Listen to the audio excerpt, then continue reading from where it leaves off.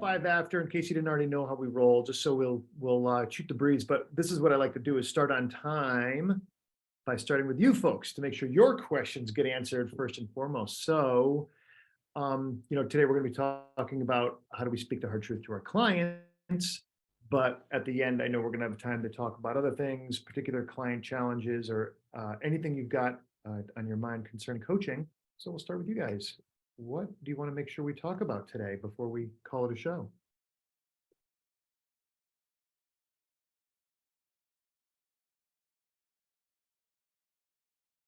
No one else is going to jump in. I got one to throw at you. It'd just be good to get your insights on decoupling time and money. So Good question. not trading dollars for hours. I love talking about this. Dollars for hours, HRS. Oops, somebody else here. No. Great. What else is on anybody's mind? And you know what? Well, let's make a note, Milady Kara. On the next email, we'll make sure we write, we do talk about bring your questions. Bring your questions, you people. How about you, Tara? What's been on your mind? Yeah, I'm trying to think about how to phrase this. I think a challenge that has come up for me recently, because I'm internal in my organization, is there's like some tension and some drama, and part of it's my dual role there. And so I guess it's kind of related, like how to just call that out in coaching. What is the it you see that you want to call out? Just like, I think the tension between my unit and like the other units in the agency or areas. Oh, so it's less during a session and more in the space, in the company, in the system. Yeah. Okay, Yeah. calling out tension in STEM. That's a great one. Oh, good. Bonjour, Hélène. Hi everyone. Bonjour. All right, so we're gonna spend a minute and a half more on any questions, and then we'll let the other folks jump in if anybody else comes in after, and then we're just gonna jump into content. So any other questions on your mind, coaches? Well, the main thing for me is when I saw the question that was posed in the email is basically, okay, how do you speak the hard truths while making sure you're not being too directive? You're not crossing the line and from coaching into, consulting or advising. That's great. You know what? I may address it, but it'll certainly we'll make sure that we flesh out that question further. I think it's a great one. It's funny, Mark, is you literally read my mind. I was having actually almost the exact same question, because I'm running into some of the same problems of just noticing myself slipping into consulting, getting asked for advice a lot, and wondering where the line is there. Yeah, So, it's a great question in general. And then it's like, oh no, here we are like, oh, I'm gonna tell the hard truth. Well, guess what? Those of us who might like to consult or teach, it becomes a slippery slope. Like, I'm just gonna keep telling you the hard truth for a few minutes here. It's like, well, somewhere along there, we stopped doing one thing and we started doing something else. So a lot of times, and I'm gonna just say this and not wait, actually, I will wait. Ooh, suspense.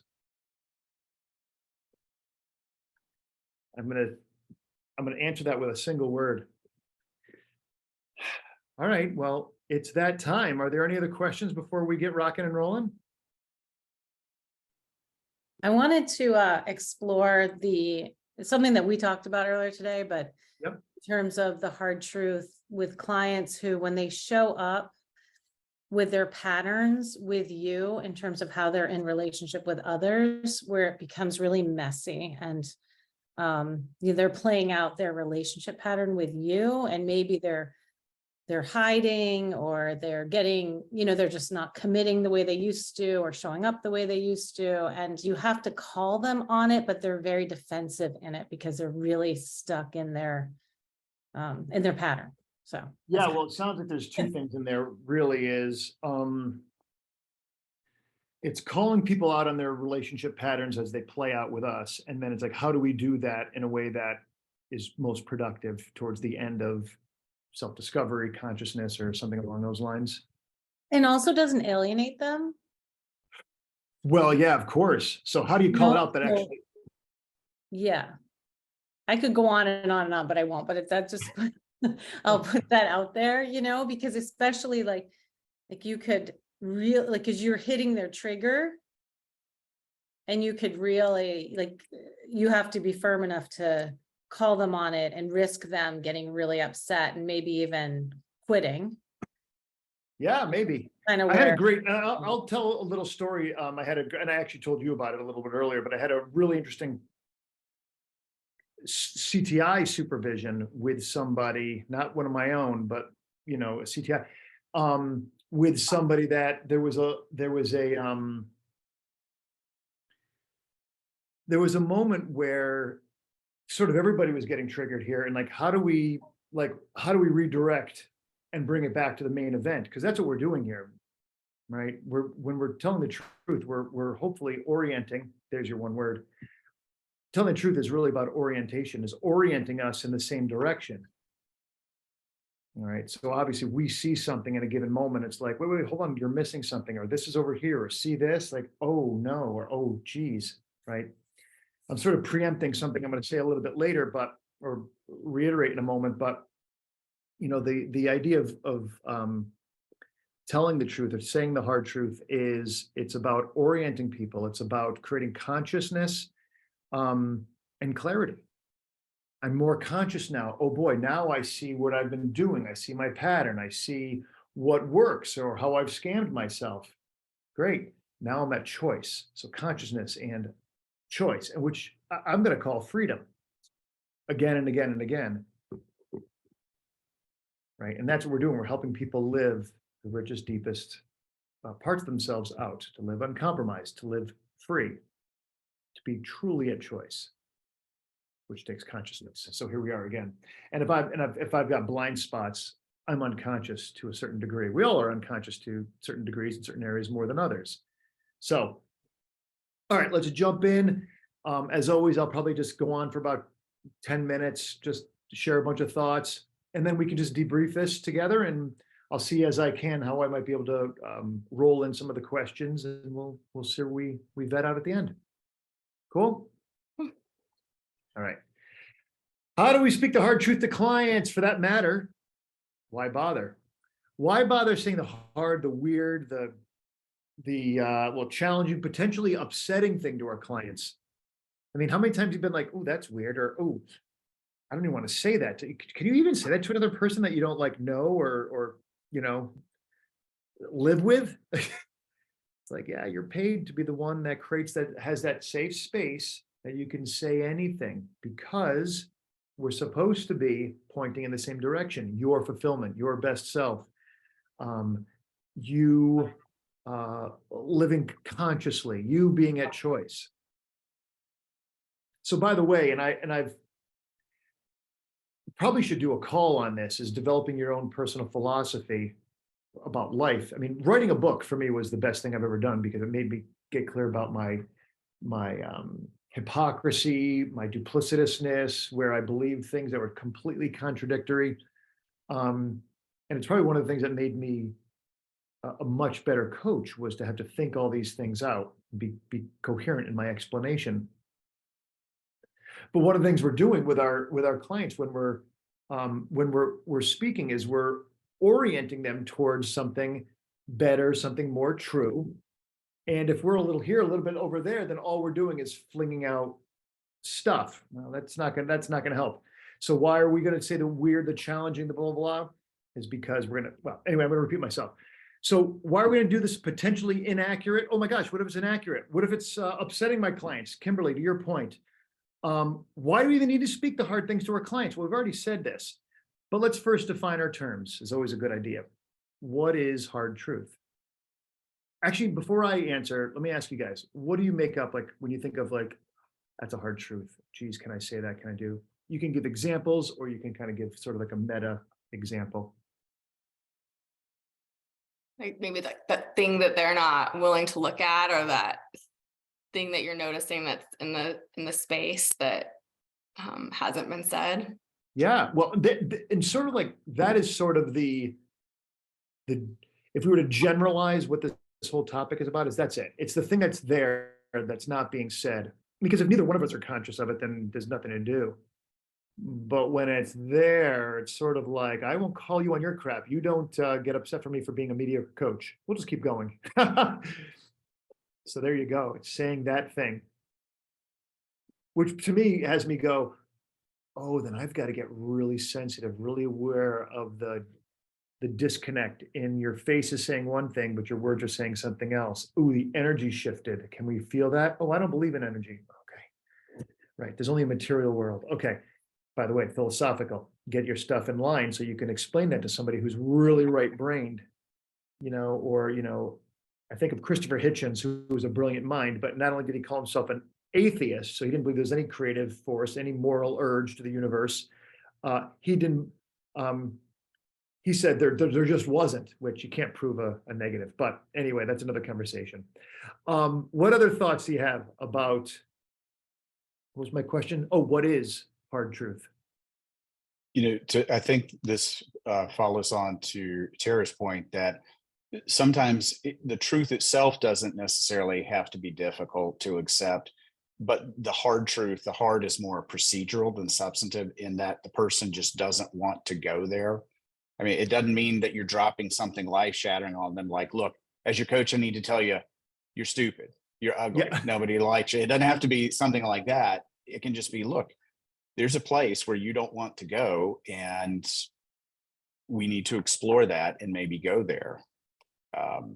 So That's great. That's great. And actually begins to address the question you came with, is like, oh, well, where does that slip into being consultative? Or, and what I'll say, Mark, just even begin to answer your question is, I'm a big fan of assert clearly, firmly, and then divest yourself of knowing for certain that you're onto something. So it's like, Mark, dude, I think you're missing the ball. And if you don't handle this, I think you're going to be shooting yourself in the foot for a long time to come.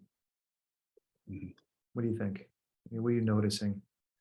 And then it's like, I'm not releasing all the pressure, all the tension, holding it, but I'm giving you enough space to think, be with it, and it's safe. Any other thoughts about what is hard truth, or what's an example of something maybe even in your coaching you've said that kind of, well, that seemed like a hard one, or that was hard for me at least? For me, it was calling them on their bullshit. Sorry for the word, but I think that's like, I had clients also come to me and be like, I want you to call me on those, like, when you're gonna see this, which I love the most, right? Because now I have full authorization. Yep. But for me, it's really just putting like the reality in front of their eyes, and sometimes it means calling them out on what they're trying to convince themselves it is. That's another good example. Even if it's not intentional, which oftentimes it just isn't. It's like, I'm like, no, I can do this. I can push through. I can, like, wait, what are you doing? You just said you don't like this, but here you are now trying to convince yourself that you have to do. Yeah. That's a great example, actually. Here's a few points I've got. Pointing out contradictions or lies, calling BS, which you just said, telling them that their impact on you, what it is, and how you think it might apply in other areas of life. So I had a client one time who said to me, in a list of updates, oh, I'm not going to continue it. We'd coached for a year. Well, I'm not going to continue our coaching. So I've made that decision. And I've also got this going on and that going on. I'm like, wait, hold on here. It's cool that we're done. We're done in whatever months and whatever else. It's good. But what is this here? You just can't just like throw that in there without dealing with it. You got another person in line. You've got a relationship. You've got X months of history. You've got, where else does this show up in your life where you just throw the hard thing out there and you charm over the top of it, or you talk over the top of it, or right? So, and then back to Kimberly again, which, like, well, how do you say that? And this to me, and this is a great this conversation shines a very bright spotlight on why we've got to do our own work as coaches. Because if someone does that to me about like, oh, we're going to stop coaching, and I'm like, oh, but I need the money. Oh, but I need whatever. And it's like, I'm gone. Right. Oh, he offended me. She said this thing. And now I'm like, I deserve more respect. It's like, you're gone. Now, how in the world from this jarred place am I going to speak something truth? We could say in love, in commitment. It's not going to happen. The whole idea of coaching is to connect the person to the best part of themselves, compassionate, generous, engaged, alive, disciplined, whatever those qualities are. And from there, act, right? That's when you're going to create the best results. You're going to see the best options. You're going to do the best things, and you're going to create the best results. If you're not in a place of, connection to yourself, all those qualities being lived, then when you say that thing from a place of desperation, from a place of personal insult, you're going to create that impact that you I have a don't want. question. Somebody said something. Yeah, I have a question. Yeah. Like to this point, there's one question that I've been asking myself. As a coach, we're also human beings. And when we go through a hard time, would it be better to actually make a pause and just like not coach because we're not Say that one more time for me. I think I missed 2 words. Yeah, I'm just curious, is like when we are in a tough place as a coach, is it better to not coach at all and take the time? It's or a great like, question. Let me write that down and we'll go to it. We'll come Yeah. back to it. Tough place, OUGH place. yeah, I think it brought that questions to me, what you just said. So it's interesting. Yeah, it's lots of personal stories I've got you for on that one. That's a good one. Thanks. Yeah. All right, so there we go. We're talking about what is hard truths. Next thing I want to talk about is what gets in the way of saying it. Well, let's do meta. Like what big picture, what gets in the way of saying the hard truth, guys? Insecurity. Security, great. What else? Fear and want to be liked. Great, excellent. What else? Ron, are you talking about on the coach side or on the client side? Yeah, on the coach side, what keeps us so fear, insecurity? What else might keep us from speaking up? Fear of doing coaching wrong. I think that's great. Next, that was okay. Good. That's under the same rubric. I have also here misunderstanding. So let me kind of break down both of them for you. One is along the lines of fears, which just keeps coming up. I think that is sort of a catch-all for most of what I think most of us experience most of the time. Here's a few quotes I wrote down just from my own experience and over the years of mentoring people and that experience as well. If I tell the hard truth, my clients will leave. Who can relate to having felt that? If I tell the hard truth, my clients are gonna, okay, good.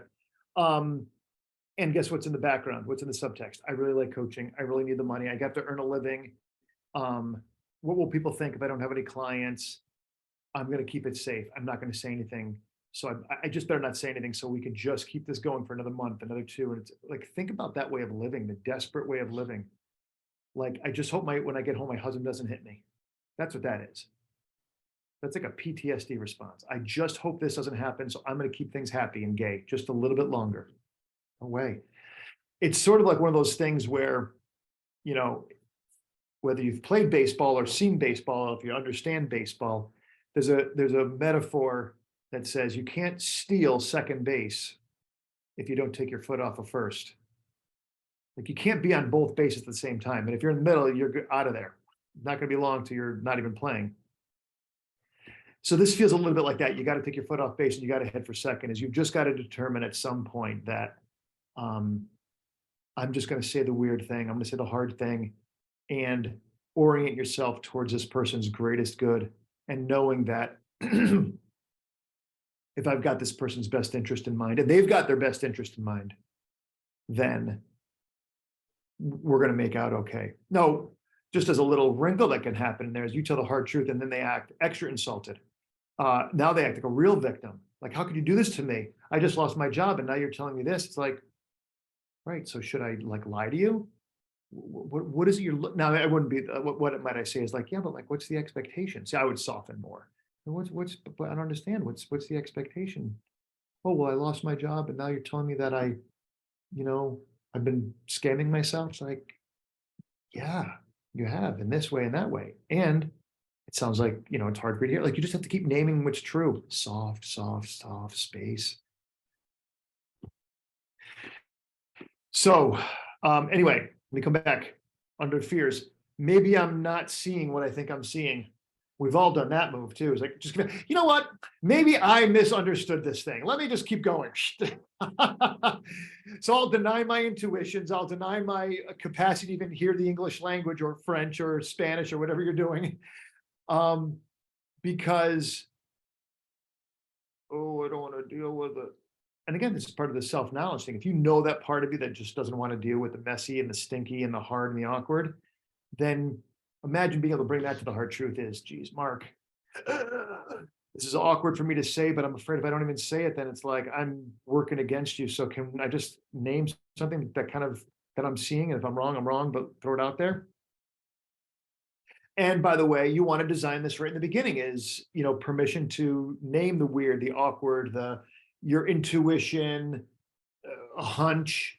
And it's not about it necessarily being the truth, which I should do a call on what I call lowercase t truth, capital T truth, and then my truth. That's a good call for another day if I haven't done that. But is it okay if I call it and then we just work with it? And then you're going to get permission then, and they're going to forget, which is fine. And some people just natively want to hear your thoughts. They just do. They're kind of more geared towards that kind of coaching, and others aren't. And those are people that it's really useful to ask for permission again, or throw a softening statement over there. Hey, I got a tough one kind of coming your way. Can I throw something a little bit crunchy to you? And now it's a little bit of a softening. They know it's coming and you can chuck it over there. And of course, it's already been named. What if I'm wrong? Like legitimately, well, what if I'm wrong and I'm going to say this thing? Right, but we're not talking about you being 100% right. It's two people getting together for the benefit of one. That's what we're doing. And if that's the case, I'm going to tell Fred, dude, I think you're missing it, bud. Like way off. Say, whoa. And if there's not an already built-in adversarial thing, which I should have perceived at this point, then he's going to go, what are you talking about, Ron? Because of X, Y, Z. And you just said this. And when we first started, you said this. Right? If we're pointing in the same direction, he actually wants to be found out. And if I'm doing my job as a coach, I make it like fun and easy or safe or safe in the bigger picture, but fun, easy, what's the word I'm looking for? Maybe not comical, but like, of course I do that. My father did this, my wife does this, so of course I'm doing this thing. Like, yeah, whatever. So now what do we want to do? We want to do with that information. And I'd love to debrief, actually, if you can even perceive in my vibe how I am with this, because that's worth naming and you putting into practice if you aren't already. Because I don't know, I want people in my life who can tell me the hard truth, the weird thing. My wife told me my fly was down the other day. I don't know, what was it, like twice within like a week or 2 days. Like, I'm like, my fly is never down. It's like, well, somebody's got to tell you that. Like, You want to tell them where you were when it was down? No, I'm just kidding. we were at a funeral, right? Yeah. Gee whiz. Pull it together, boy. Anyway. Hey, by the way, I'm not the man. I don't have it all figured out, but look at me and how I am with my fly down. Here I am admitting it. It's at a funeral. It's like, whatever. I'm okay with it. I don't need to guard and be all perfect. And I think a lot of us as coaches, we think we've got to have it all together and then do this thing. And guess what we set up? We set this thing up where we're the coach and no, but we're equal and we're one. Oh no, but I've got to be. Well, guess what? This guy doesn't want to, or gal doesn't want to screw up and say the hard truth. It's not true. You're just two people meeting, right? You and I, we're all talking here. I'm the big winner here. I'm doing these videos. You know what? I spent between the last month, I spent probably an hour and a half putting these thoughts together. I win. You win too, but I'm the big winner here.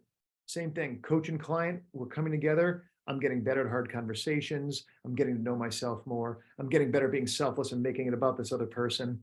So, in this process, we get to be better human beings as well as, master servants of people that are paying us good money, to be their allies. So, all right. The other species I would say of what keeps us from saying it is misunderstanding, is we actually we don't know. Now I've heard this distinction made, but though I've looked in dictionaries old and new, I don't see it, but I like the distinction. So I'm going to play with it anyway. Do your own research on the word, but the distinction between the word ignorance, you can think ignorance, I'm ignoring something that is easily ascertainable, and nescience, which is a negation of sciere, which I believe is that Greek or Latin? I think it's Latin. So which is about knowledge, right? So it's the negation of knowledge. It's like, no, I don't want to see this thing. I don't want to know this. I don't, right? So I don't think most of this is like the first part we probably could call more ignorance. Like, I don't want to see it. I don't want to deal with it. Let me just pretend, blah, blah. We all know that nobody wants to be lied to, even if it's by, what's the word I'm looking for? By omission. None of us want that. This 5 probably falls more into a nescience thing. Like, I just didn't know. I think I should as a coach, I should gather more information, and that can be a scam too.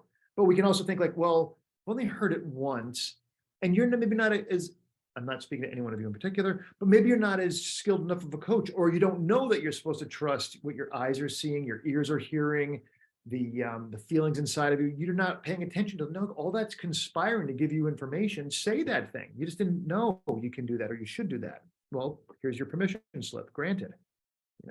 So trust yourself. Don't wait to gather more and more and more information. If something strikes you a little weird, or it doesn't make as much sense as this other thing, just throw it out there.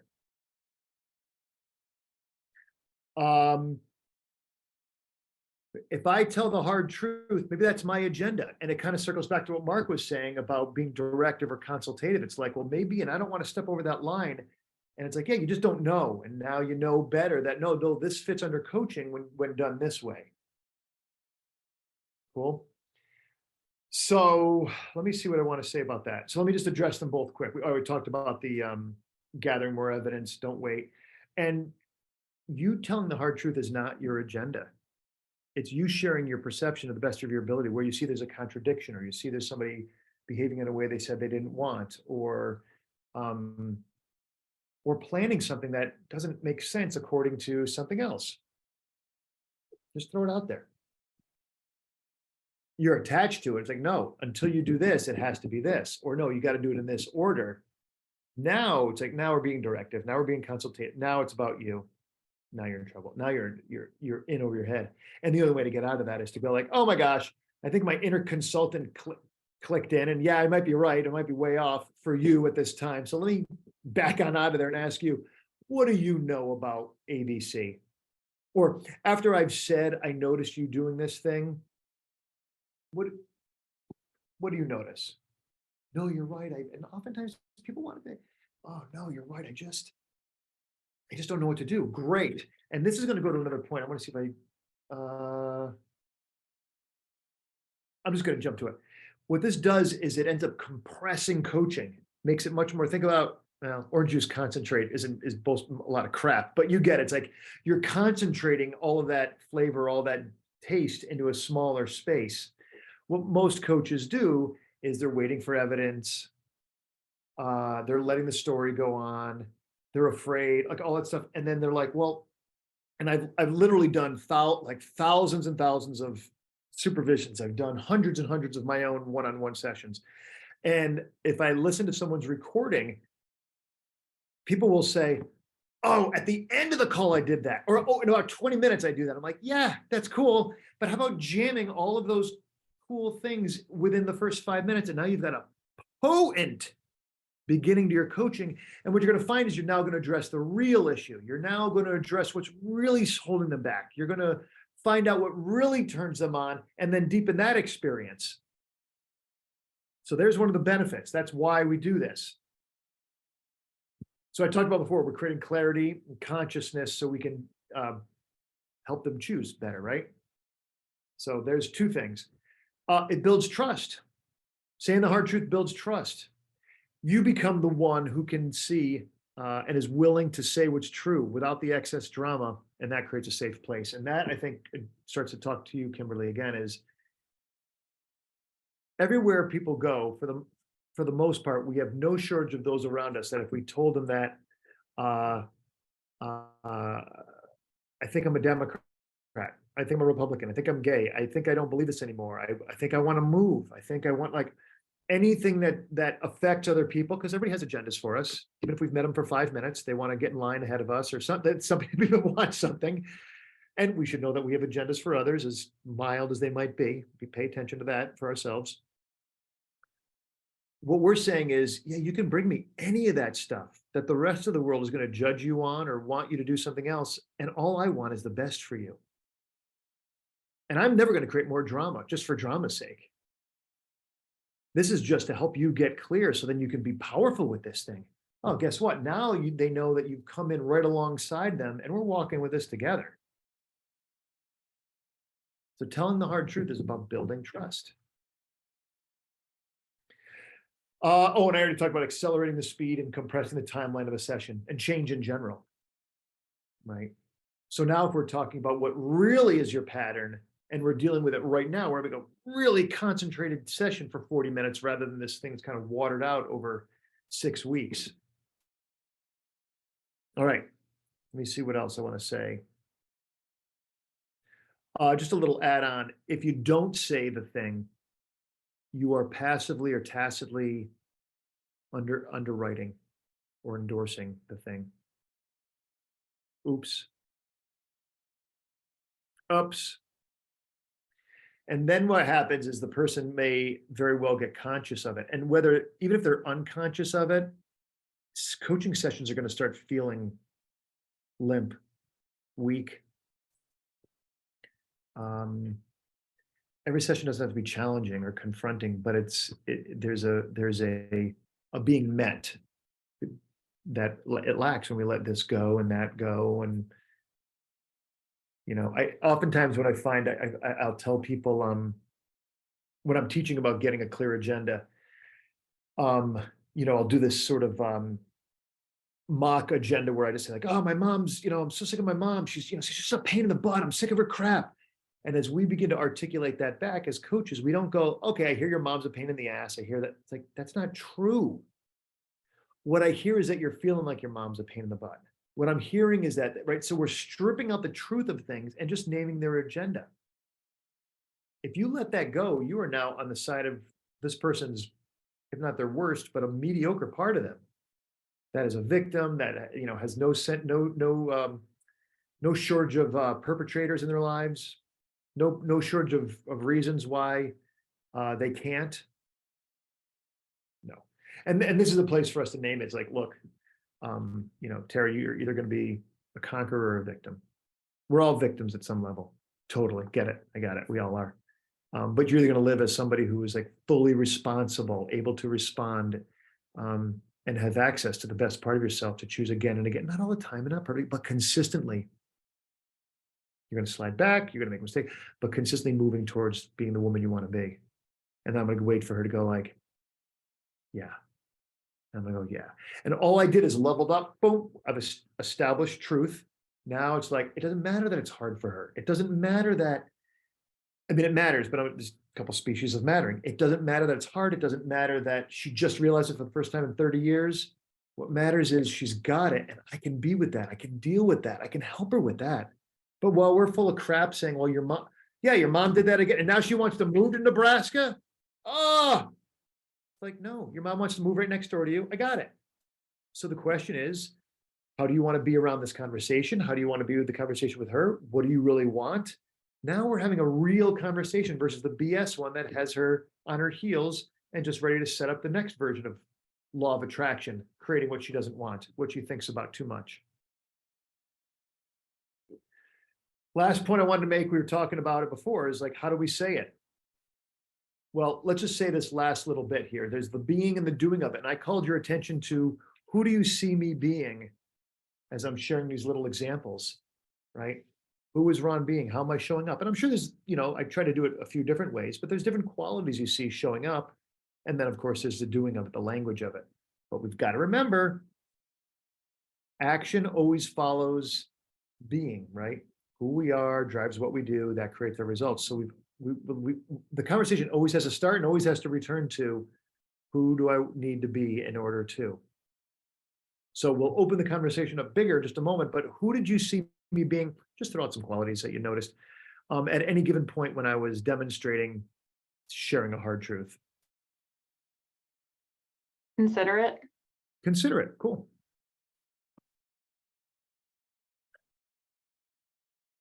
Fierce. What's that? Fierce. Like Fierce, cool. showing fierce courage. Yeah, cool. Compassionate. Compassionate. What else? I noticed that you're unattached to the reaction, which I think is a hard place to be.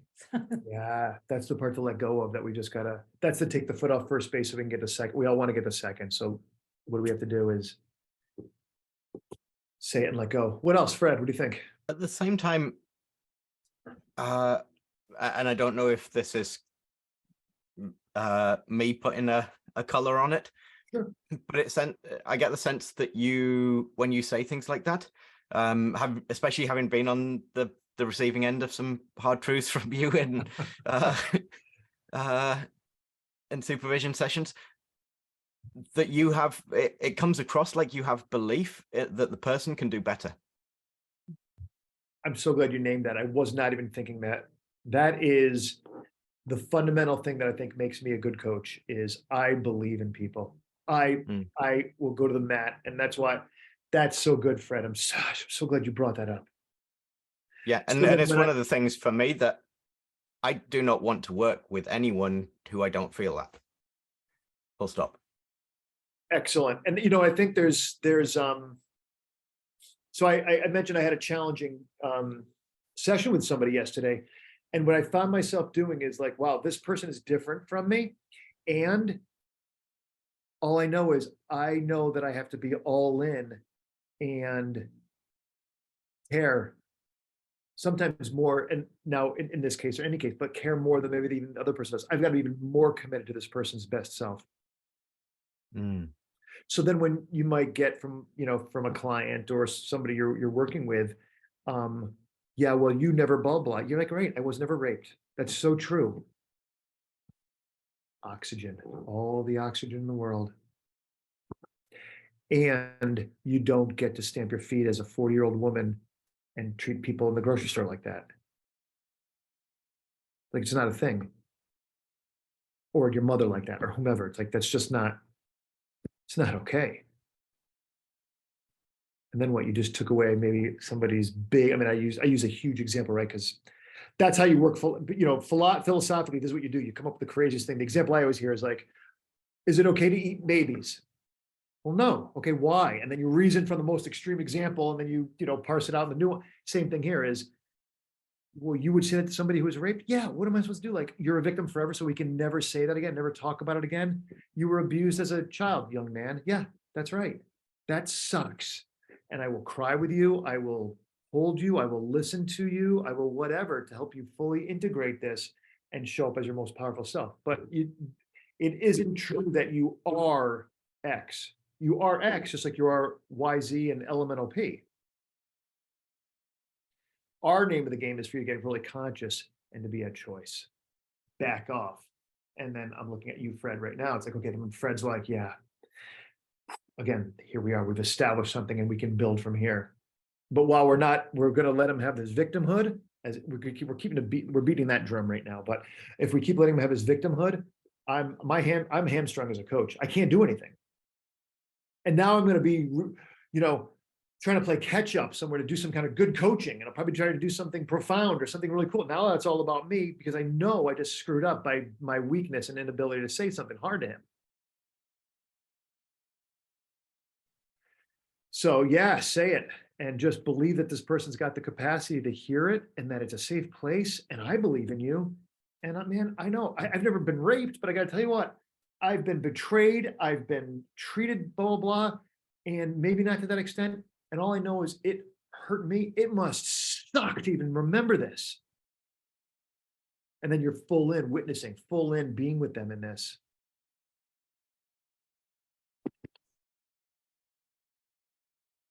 That's it. So the qualities being faith, compassion, there was firmness, there was directness. I'm a big fan of say it clearly and then back off. And then give them oxygen to be with it and smell it, taste it, touch it, experience it. And don't go saving yourself. Oh, well, I didn't mean that. It could be that. It could be 16 other things. I've got my own curriculum for Uncompromised Coach and a bunch of skills. I should have one in there called Shut Up. As we all have to practice that one. That's a big one. There's a sales, any of you who are have done actual sales training, you've probably heard the notion of like the one who speaks first loses. So when you make an offer to your prospect, like stop. As soon as you, well, I can give you 10% more. It's like the guy was about to say yes. Now you just took off 10% of your profit, you know? So stop. Let them have that trust, that safe place to think, the oxygen to feel.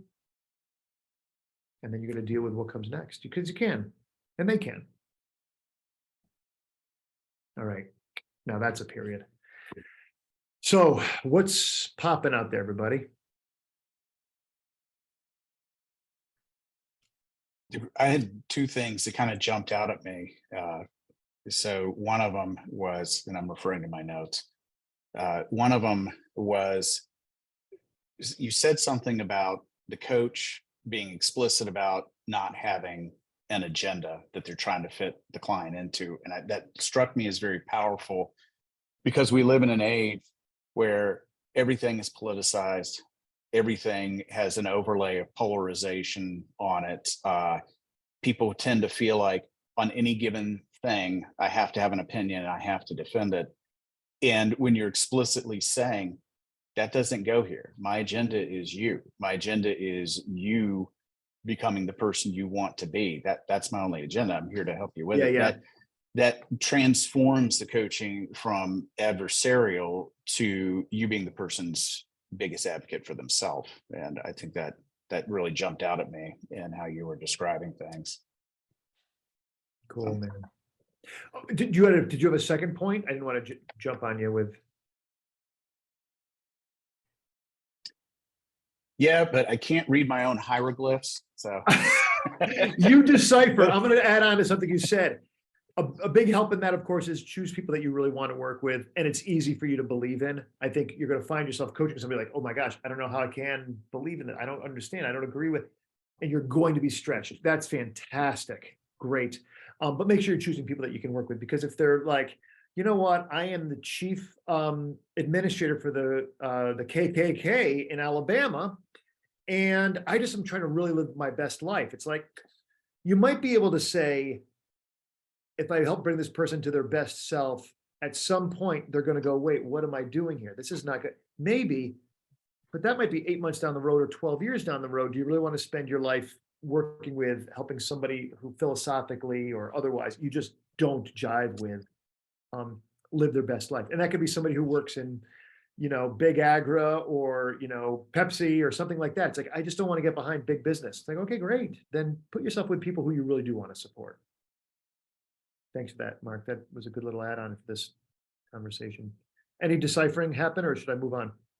Yeah, I actually realized I'd merged the points. The second point was about convincing the client that the coach is the advocate for the client. The coach is an even bigger advocate for the client than the client, him or herself, is. There's a great line from the movie of Gods and Generals, and I remember really liking the movie, but besides knowing the general subject matter, I have no memory of it except for one line where Stonewall Jackson was he was a pretty Orthodox Christian, and one of his generals was dying, and he was in the medic tent, and he's talking to him, and he's like, General, I'm dying, and he goes, yeah, that's okay, let me pray for you. And he goes, General, I don't believe in God. He goes, that's okay, I have faith enough for both of us. That, I just got to chill. That is a great position to be in as a coach. I have faith enough for both of us. So despite what's going on,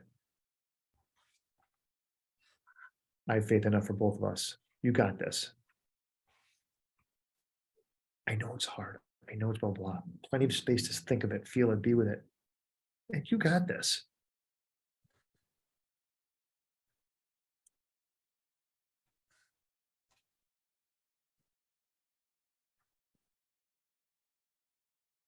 Hey, Smita, you'll have to watch the Hi there. recording.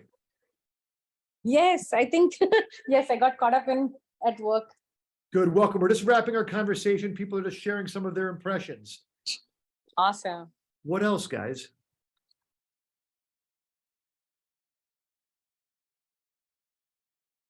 Me, my two things are like around, and it's simple, but you said like we think we need to have it all together as coaches, and that's true. I really felt this way many times. I still do.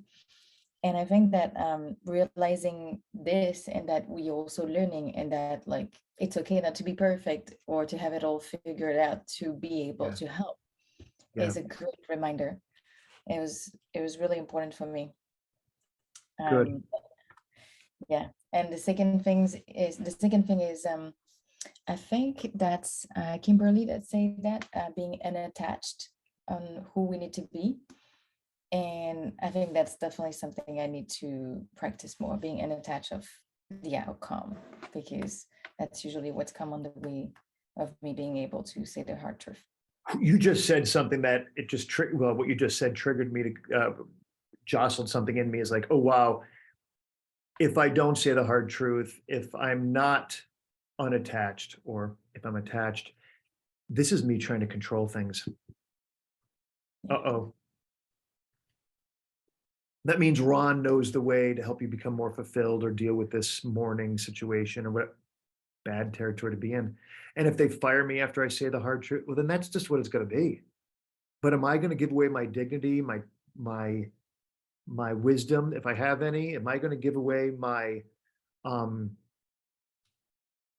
if I see this and you say that, and this is happening and you're being a victim and you're flying off the handle, I'm like naming it, but this is not how you want to be. And this is not this is a very rare situation, by the way. But I want to, again, play out the extremes so that we can have the courage to deal with the more mild cases, which we're going to experience.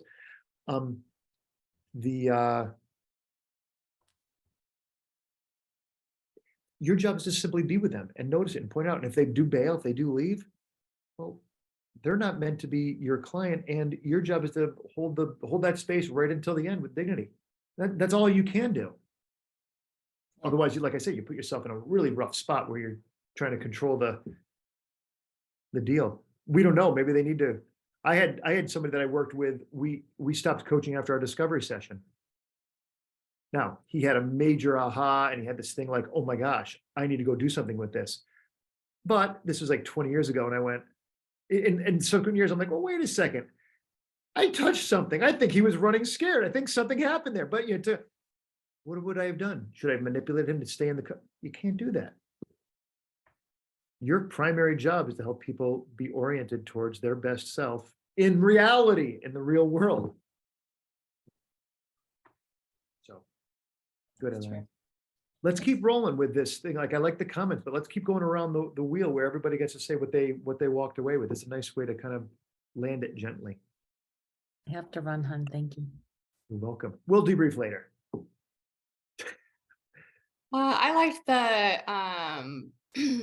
the comment about it building trust, and I think that it's related to what you were saying about that not trying to control it piece.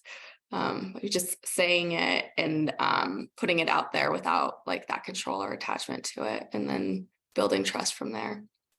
And that, again, that dovetails with what I then said. And I'm a big fan of reminding myself and reminding all of us is we don't have to have it all together as coaches.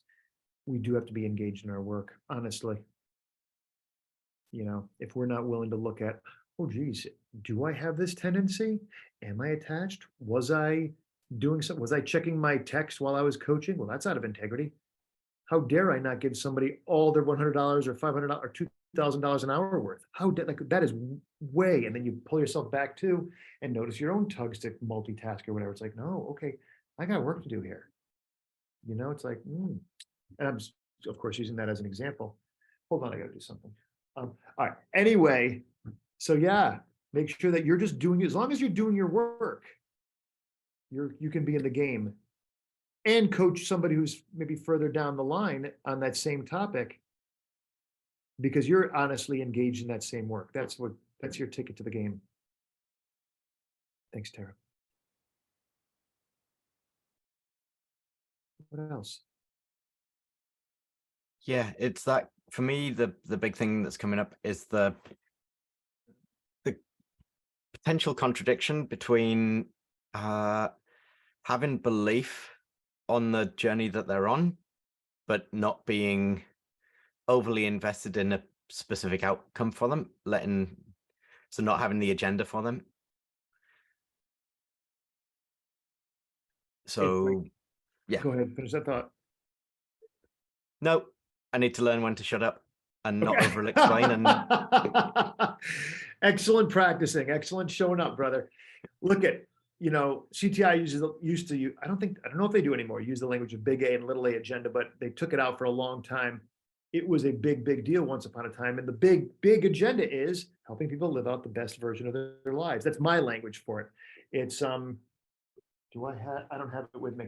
Let me just draw this quick. What time is it? Let me get this because I wanted to answer a couple of questions quick. I refer to these as, our 4 agendas. People come to coaching, second level up, if you will. This is just, anyway, it is what it is. I want to lose 20 pounds. I want to make $1 million. I want to find a new husband or wife, or whatever. Right? Those are the focus areas. This is what they come with each week. I got to update my Match.com profile. I got to discipline myself to work out every day or whatever. Like, how do I be more kind to my wife? Right. And these agendas, these weekly things should be feeding the focus areas, what they came for. Everything we're addressing here is done through this, which is the qualities of being. This is our bigger agenda for our clients, to show up disciplined, happy, or not happy, I don't like that one, engaged, kind, compassionate, all those things. So we address all these other agendas through this here.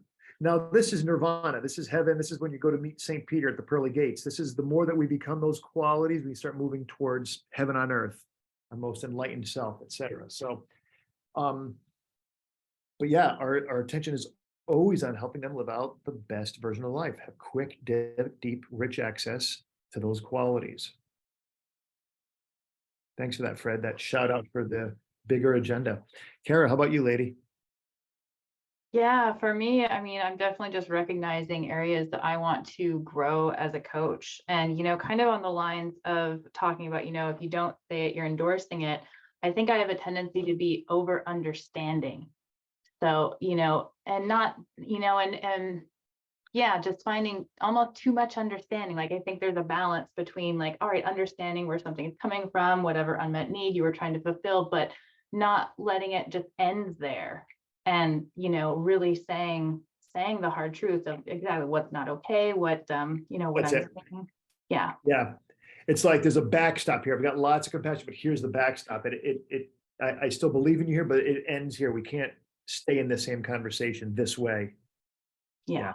That's great, Kara. I always like to go to the flip side too. And I'm sure there's plenty of us who can be, I know each of you personally now, but I don't think any of us are bulldogs where it's like, kind of like that sort of stereotypical male salesman driving, blah, blah, blah, where there is no space for feelings and thought, deeper thoughts and all that stuff. It's like, yeah, that guy needs to slow down, or gal needs to slow down, perceive the rest of the person, the rest of the experience, and incorporate that in the high bar, this is where we're going. So, yeah, there's the other side of every coin. So let's be sure that we don't get caught being over intellectual or over emotional. We don't want to get caught in being overly understanding and also overly driven. So. And the over talking. I also. And over talking. Are you talking to somebody here? I'm just saying. I love the stop, let them have the oxygen. I like how you said that. Oxygen matters. I need to work on as well. Yes. All right, we only have a couple minutes left. We've all said our piece. So Smita, I know you got on late. Next time, if you can get on earlier, we'll be able to debrief you as well, okay?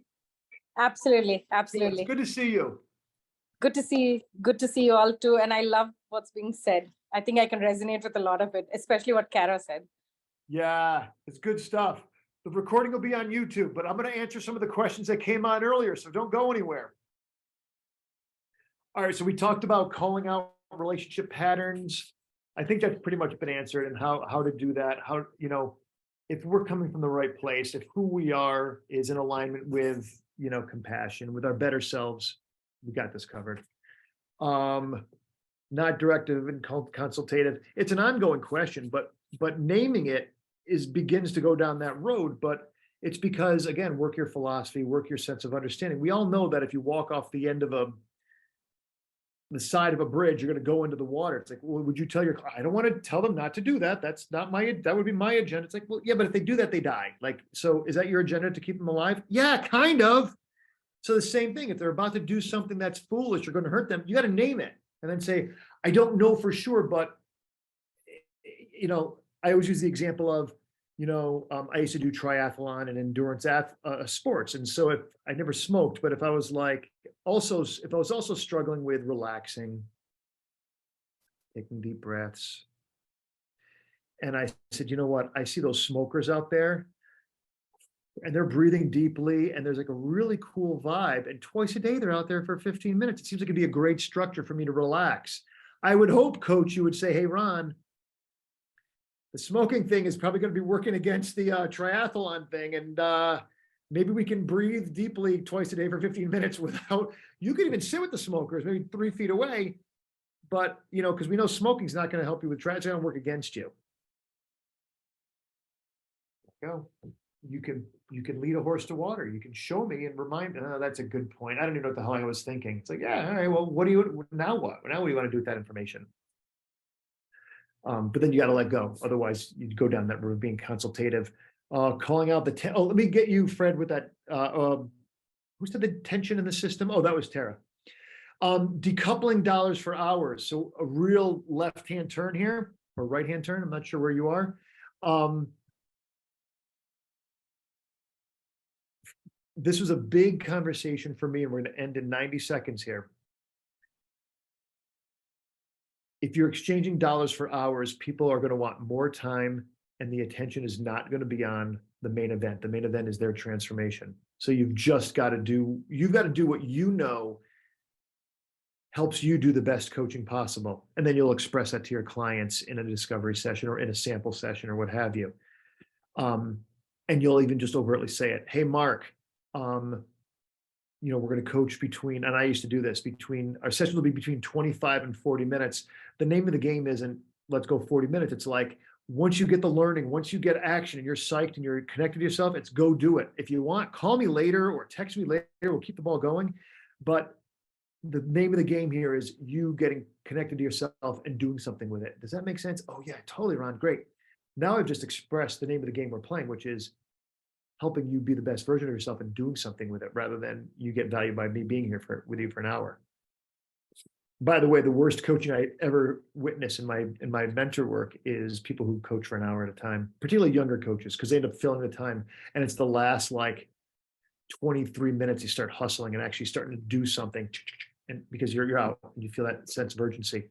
And I grew up early on in the days of coaching where we all coached 30-minute sessions back to back to back to back. We could not mess around, and you had to be complete and done in 12 seconds or 30 seconds between sessions. And it really was a great drill for me to be just on it, get the work done and get out. You could do that. You don't have to, but it was a good practice to do that. The name of the game is to create value, not stay around for an hour. And sorry, Tara, maybe more, we can bring it to the next thing, but the bottom line is find a venue in which you can name the truth, name the tension, name the awkward, and create something in it. But we can talk about that more next month if you'd like. Thanks for your attention, guys. This was fun. Thank you, Ron. Thank you. Yeah, you're very Thanks, welcome. Ron.